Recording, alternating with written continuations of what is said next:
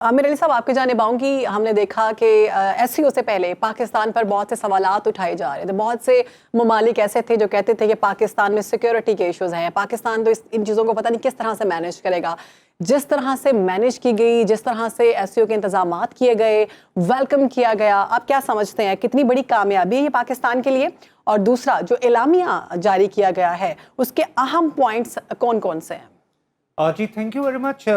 پہلے جو میں ایک بات کہنا چاہتا ہوں کہ جیسے کہا گیا کہ سیکرٹری جنرل صاحب جو تھے ایس سی او کے، انہوں نے اپنی اسپیچ میں خاص طور پہ کہا کہ ہم اس کی کنسسٹنسی کو جاری رکھیں گے.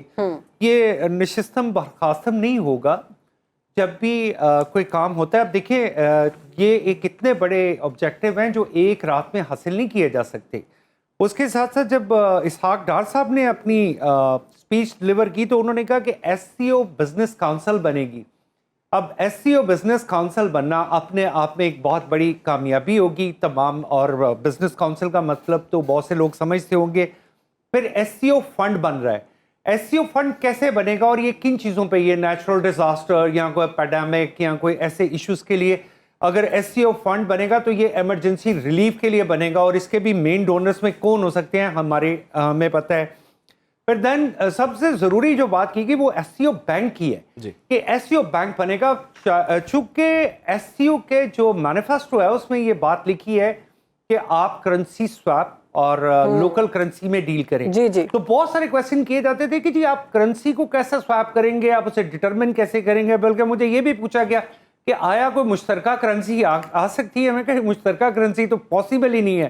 خاص طور پہ مجھے تو نیکسٹ 25 ایئر پاسبل نہیں نظر آ رہی بیکاز آف مینی میٹرز. تو یہ تو ایسا نہیں ہوگا. ہاں البتہ یہ ضرور ہوگا کہ آپ کرنسی سواپ کا جو فارمولا ہے کہ اگر ایک کامن بینک بن جاتا ہے تو اس بینک میں ہر کنٹری اپنے پیسے ریزرو کے طور پہ رکھے گا اور جس جگہ پہ آپ کو پیمنٹ ریلیز کرنی ہے یا ریسیو کرنی ہے وہ مطلب ایک انٹرمیڈیٹری بینک کے طور پہ کام کیا جا سکتا ہے. یہ ایک بہت بڑی اچیومنٹ ہے اگر ایسا ہوا تو. پھر ایک اور ایسی بات کی کہ جو نارملی اس کے مینیفیسٹو میں نہیں آتی ہے وہ ہے بائیلیٹرل ریلیشنز.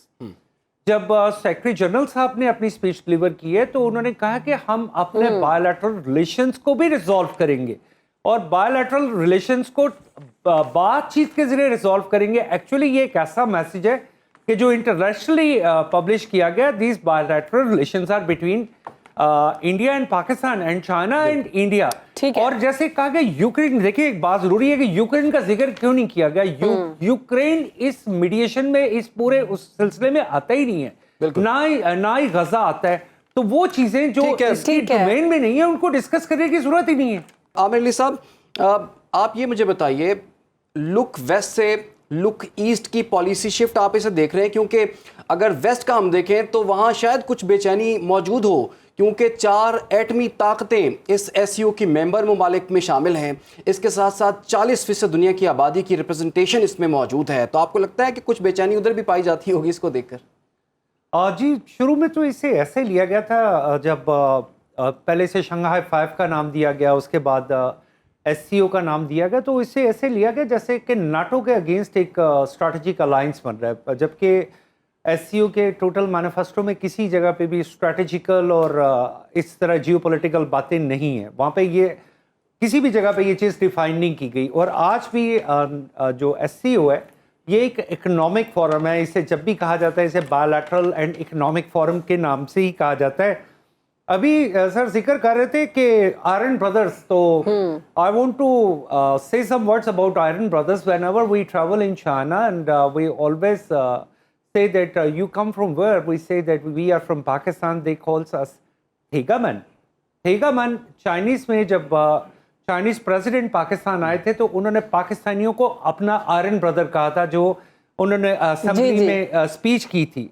ایک چیز سر میں کہنا چاہتا ہوں کہ اسحاق ڈار صاحب نے ایک ورڈ یوز کیا ہے، sharing the future. Sharing a future, shared a common future ایک سلوگن ہے چائنیز پریزیڈنٹ چیئرمین شی جن پنگ کا.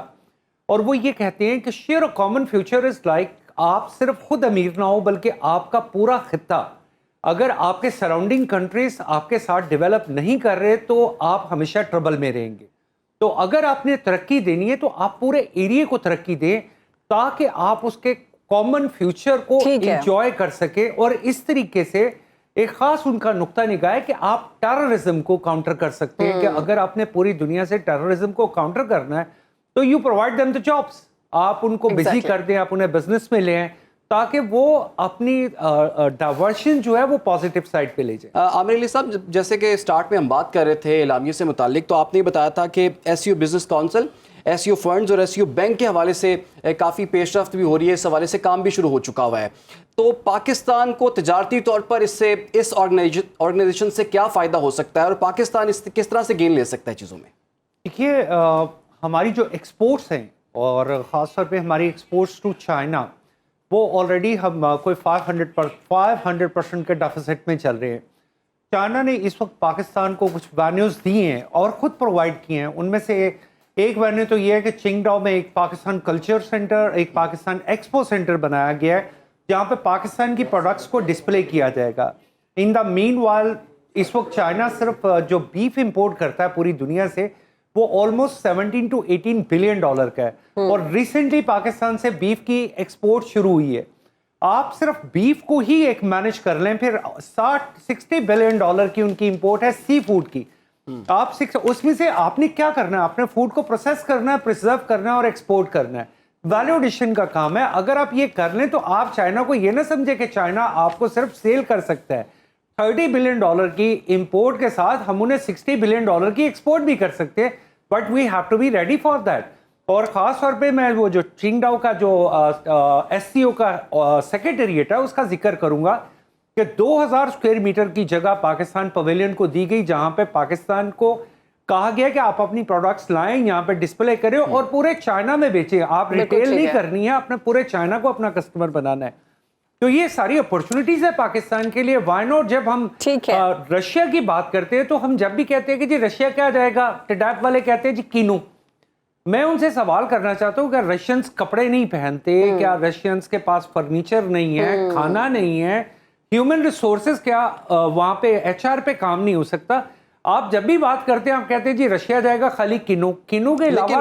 لیکن سر بات یہ ہے کہ رشیا کا 76 رکنی تجارتی وفد اس وقت پاکستان کے اندر موجود ہے. بالکل. ایک ٹرم یوز کی جاتی ہے collective currency and currency swap, اس کا کانسیپٹ کیا ہے؟ آج کا تو یہ بڑا ہاٹ ٹاپک ہے. اس طرح ہے کہ رشیا کا ایک پیمنٹ سسٹم ہے جسے کہا جاتا ہے میر، اور چائنا کا ایک پیمنٹ سسٹم ہے جسے کہا جاتا ہے یونین پے. ان دونوں نے کولیکٹیولی اپنے تمام بینکس کو ایک جگہ پہ انگیج کر لیا. اسی طرح پاکستان بھی اپنا ایک کولیکٹیو پیمنٹ سسٹم لے کے آ رہا ہے جو کہ تمام بینکس اسی کے انڈر آ جائیں گے. تو سب سے پہلے تو جو کولیکٹیو کرنسی کا کانسیپٹ ہے یہ شروع میری آبزرویشن میں یہ ہوگا رشیا اور چائنا کے درمیان، اور میر اور یونین پہ آلریڈی اس پلیٹ فارم پہ پہنچ گئے ہیں کہ جہاں پہ وہ ایک کولیکٹیو کانسیپٹ لے کے آ رہے ہیں کہ ایک کرنسی ایسی ہو جو دونوں ملکوں کے لیے ایکسیپٹیبل ہو. تو وہ مرجنگ ہو رہی ہے میر اور یونین پے کی. اس کے ساتھ ایک گفتگو میں آپ کی دو چیزیں تھی کہ سینٹرل ایشین اسٹیٹس کو ہم کہہ رہے ہیں کہ جی ہماری ایکسپورٹس بالکل ہیں، سینٹرل ایشین اسٹیٹس کو ہماری ایکسپورٹس ہیں، لیکن ہمارے پاس ان کے ساتھ بینکنگ چینل کا سسٹم پراپر نہیں ہے، جس کی وجہ سے وہ ہماری ایکسپورٹس آفیشیلی ڈکلیئر نہیں ہوتی اور پاکستان کی اکانومی میں ڈالر انجیکٹ نہیں ہو پاتے.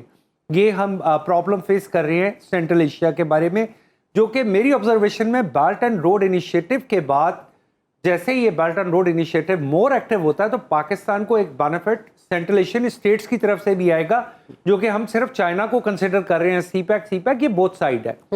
اینڈ لاسٹلی میں برکا دت صاحبہ کے انٹرویو کے بارے میں بات کرنا چاہتا ہوں کہ برکا دت صاحبہ آئیں، انہوں نے ایک انٹرویو کیا اور وہ پاکستان سے چلی گئی ہیں.